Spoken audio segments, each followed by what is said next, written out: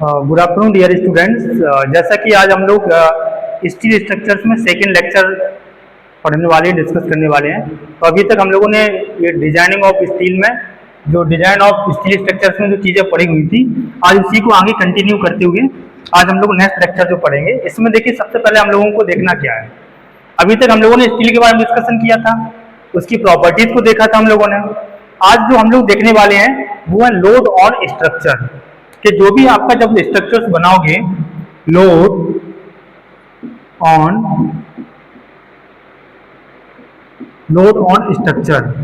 देखिए load on structures में आपको सबसे पहले ये चीजें देखना होगा कि जो भी आपका स्ट्रक्चर्स रहता है उसमें कितने टाइप का आपका लोड आता है। तो एक तो आपका होता है अचल भार, पहला होता है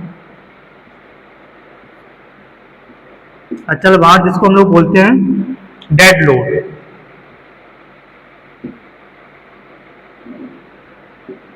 सेकंड होता है चल भार जिसको बोलते हैं लाइव लोड।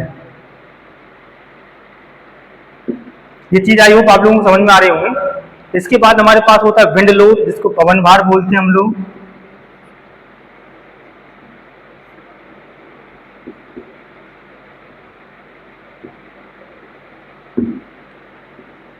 और फोर्थ आपका जो होता है, जो नेक्स्ट होता है हिम भार जिसको स्नो लोड बोलते हैं।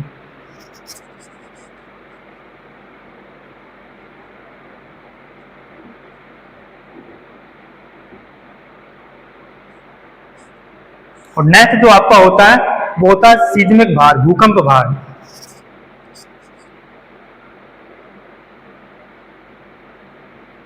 देखिए ये होता क्या है, देखिए सबसे पहले चीज हम लोग देखते हैं कि जो आपके पास अचल भार होता है, लोड ऑन स्ट्रक्चर। जब स्ट्रक्चर के ऊपर जब आपके लोड पड़ते हैं तो एक होता है dead load, live load, wind load, snow load या सीज्मिक लोड, मतलब भूकंप भार। तो देखिए सबसे पहली चीज हम लोग देखते हैं इसमें, आई होप क्लियर आपको दिख रहा होगा। अचल भार क्या होता है? अचल भार वह भार होता है जब किसी भी स्ट्रक्चर पर, मतलब एक उसका सेल्फ लोड हो, आपका कोई भी चीज मूवेबल ना हो, चलाऊ। जैसे कि हम लोग यहाँ पर खड़े हैं, ये अभी हम लोग क्या है कि स्थायी है, तो हम लोगों का जो लोड स्ट्रक्चर पर लगेगा वो कैसा लगेगा? एक लाइव लोड लगेगा आपका। अब जो आपका अचल भार होता है, जैसे हम लोगों ने कॉलम का भार हो गया, स्लैब का भार हो गया, फ्लोर का भार हो गया, ऐसे बहुत सारे फर्नीचर्स होते हैं, डोर का भार हो गया, विंड का भार, सॉरी विंड नहीं, लो ये डोर का भार हो गया। इस टाइप से मतलब जो एक जगह पर स्थिर रहते हैं उसको हम लोग बोलते हैं अचल भार, स्थायी भार होता है। सेकंड आपका होता है चल भार। अब चल भार क्या होता है कि कभी भी आप लोगों ने देखा होगा कि जब स्ट्रक्चर पर आप लोग जाते हो तो स्ट्रक्चर पर आप लोगों ने चीजें देखी होंगी कि जो भी स्ट्रक्चर आपका होगा यहाँ पर, तो जब हम लोग उसके ऊपर मूवेबल हैं, मतलब चल पा रहे हैं उसके ऊपर, एक मिनट, उसके ऊपर क्या है, मूवेबल हैं आप लोग। जैसे अभी हम लोग यहाँ पर खड़े हैं, अभी हम लोग क्या कि पूरा लोड हमारा डिस्ट्रीब्यूटेड हो रहा है, जहां जहां भी हम लोग चल रहे हैं या कुछ और कर रहे हैं, तो क्या होगा, एक जगह से दूसरी जगह पर चीजें चलायमान अवस्था में होती हैं, तो उस टाइप का लोड जो आपका होता है वो उसको हम लोग बोलते हैं चल भार। अब ये लोड कैसे, आप लोग इसका एग्जाम्पल कैसे है, जैसे आप लोगों ने देखा होगा फर्नीचर या आप लोग आते रहते हो, पैरों का लोड हो गया, और भी वैसी चीजें होती है एक जगह से, मतलब अस्थिर अवस्था में ना हो, अस्थिर में हो, स्थिर अवस्था में ना हो लोड। नेक्स्ट आपका है पवन भार।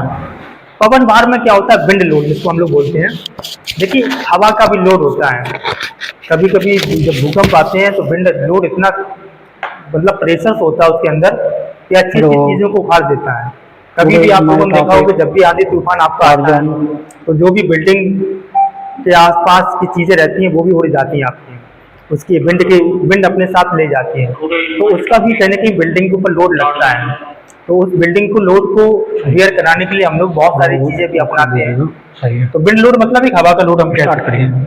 स्नो लोड क्या होता है कि जो पहाड़ी क्षेत्र होते हैं आपके, अरे मतलब सही आ जाए, जहाँ पर बहुत ज्यादा बर्फबारी आपकी होती है, तो वहां पर क्या होता है आपका वहाँ पर हम लोग एम भार लगता है आपका, जिसको हम लोग स्नो लोड बोलते हैं। हम लोगों ने बर्फ बहुत अभी लास्ट लेयर लेक्चर में नीचे एक गिरती क्वेश्चन है, किया था, तो उसका दूसरा भी उसी टाइप का क्वेश्चन लोड जनरेटेड होता लेकिन है, इसको कैसे इसको हम सॉल्व लोग करते बोलते हैं। हैं स्नो लोड। दो क्वेश्चन नेक्स्ट आपका होता है भूकंप का भार। क्वेश्चन है कि सॉलिड भूकंप का भार क्या होता है?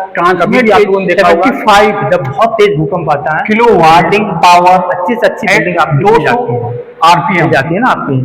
अगर अगर ये आपको वही भूकंप का लोड आप डायमीटर कह सकते हैं, इट दी टू तो ये आपके किसी भी स्ट्रक्चर पर ये इस टाइप इज नॉट एक्सीड इतने टाइप के लोड इन 1 डिग्री स्ट्रक्चर पर देखने को 1 डिग्री मिलते हैं। इन 2 मीटर, ठीक है ना। लेंथ ऑफ नेक्स्ट आपका अब ये यूनिट आपकी खत्म है, air stress second unit start करने वाले हैं हम लोग। इज लिमिटेड टू ये क्लियर हो गया आपका।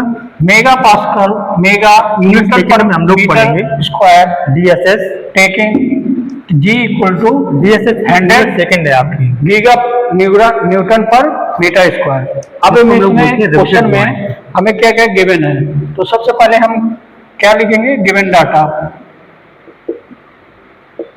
गिवन डाटा में क्या है, सबसे पहले क्या दिए, पावर। इस टाइप का जो लोड पावर कितना दिए, 75। अब देखिए ये होता क्या है, ये कितना हो जाएगा, रिपीटेड 75 जब इंटू पावर 3 की सारी स्ट्रक्चर आपके पास आरपीएम, उनको जोड़ने के लिए आरपीएम हम लोग कितना दिए, वेल्डिंग 200 करेंगे।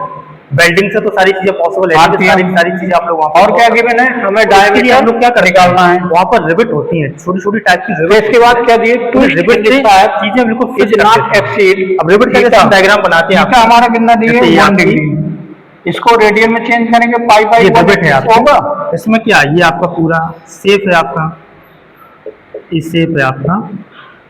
फिर इसके बाद क्या होगा, लेंथ, 36 लेंथ हमें कितना गिवन है, 2 मीटर मीटर। आपका बिल्कुल चिपका हुआ शेप में आपका होता है। इसमें क्या होता है कि जब कोई फिर भी क्या करें, कंपोनेंट आपके होंगे, शेयर ये आपका ये ऊपर वाला क्या होता है, शीर्ष शीर्ष होता है, शेप होता है, इसको हम लोग क्या बोलते हैं, ताऊ हमें दिए 50 और जो बीच का जो पार्ट मीटर आपका होता है न्यूटन हम पर लोग क्या बोलते हैं, मीटर स्क्वायर। और शेप जी, बोलते हैं हम लोग। जी हमें कितना गिवन है, ठीक है, जी शीर्ष इक्वल टू और है सेट। तो ये 100 दो तीन चीजें होती हैं जिससे हम लोग वहाँ पर गीगा 10 टू पावर 9।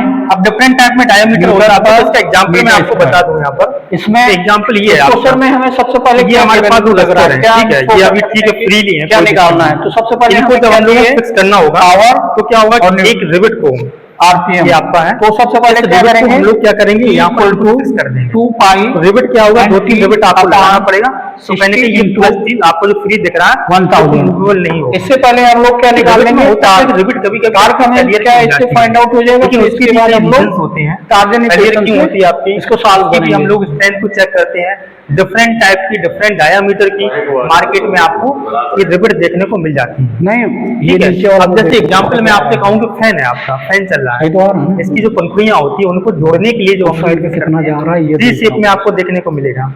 तो मतलब क्या होगा, फिक्स हो जाएगा ना।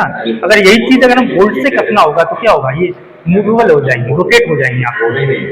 तो इन चीजों कहाँ तक आ रहा है, यहाँ तक इन चीजों को हमको विशेष तौर से वहां से देखना होगा।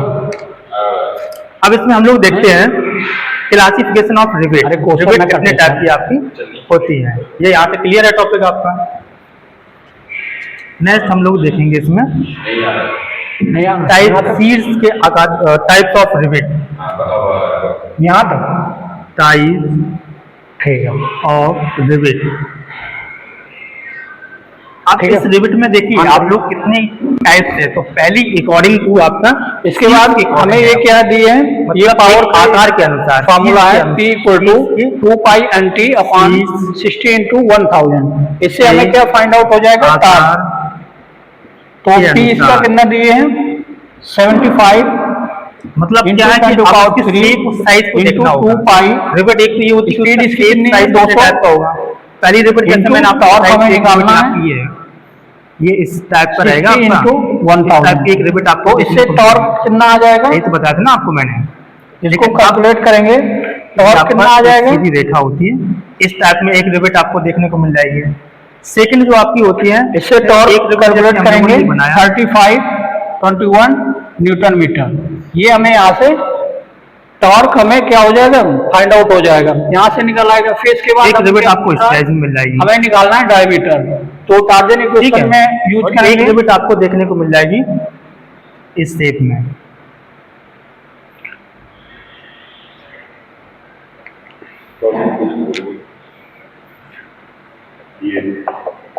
इस शेप में भी आपको रिवेट देखने को मिल जाएगी। मतलब कुल मिला के ये है, इससे हमें क्या निकालना है पड़ेगा? साइज के अकॉर्डिंग Chair stress आपको देखने को हमें मिलेगी। given जहाँ है, भी आपको और diameter रिक्वायरमेंट होगी आपकी टार्जन इससे की, पता चल उसी जाएगा, के हिसाब से आपको डायमीटर वहाँ पर निकल आएगा। यूज करना तो पड़ेगा आपको। टार्जन इसमें कितना दिया? पहले आपकी होती है लगाए जाने के अनुसार, आप सेकंड जो कैटेगरी आपकी होती है वो होती है कि मतलब लगाए जाने के आधार पर भी हम लोग कितना है हमारा? क्लासीफाई कर सकते हैं 50 लगाए जाने के into 10⁶ into dia D cube, इससे लगाए जाने के इसे निकालेंगे आधार पर। डाया। तो लगाए जाने के आधार पर कैलकुलेट हम हो लोग जाएगा? कैसे करेंगे? एक तो हम लोग गर्म कर लगाए जाने वाले रिवेट इसका एमएम में आ जाएगा 71 आपका गर्म करके हम लोग उसको लगा सकते हैं। इससे क्या निकल आएगा हमारा? डायमीटर लगाए इसके जाने बाद हम वाले लोग थोड़ा घट गई। सेकंड आपका रहेगा बी पार्ट जो आपका रहेगा वो रहेगा आपका ठंडे लगाए जाने वाले रिवेट, डाया निकल आएगा ठंडे फिर इसके बाद 1 डिग्री का यूज ठंडे लगाए जाने वाले रिवेट। तो दो टाइप से हम लगाए जाने के अकॉर्डिंग कितने होते हैं, गर्म करके हम लोग तब उसको हीट करेंगे अच्छे से, फिर उसको कंप्रेस कर देंगे। एक हम लोग क्या करेंगे, ठंडा करके ही हम लोग उसको लगा सकते हैं। थर्ड आपका है लगाने के स्थान व शक्ति के प्रयोग अनुसार। अगर बीच में लगाने तोड़ को दिया शक्ति किस टाइप से हम लोग लगाएंगे, एक तो हैंड के थ्रू लगा सकते हैं, मशीन के थ्रू भी लगा सकते हैं, हस्त चलित रिवेट लगा सकते हैं, और एक इसमें मशीन के अकॉर्डिंग भी हम लोग रिवेट को वहाँ पर प्रोवाइड कर सकते हैं। तो जैसे ही आप लोग रिवेटों को अभी और भी हम लोग क्लासीफाई करेंगे, ठीक है, लेकिन आज के लिए इतना ही है। और आप लोग इसके न्यूमेरिकल भी देखेंगे कितने टाइप से हम लोग जॉइंट्स होते हैं इनके, ठीक है। आज के लिए फिलहाल इतना ही। नेक्स्ट लेक्चर में हम लोग और आपको डिटेल के साथ प्लस न्यूमेरिकल भी आपको लेकर आएंगे, ठीक है। Okay, thank you class.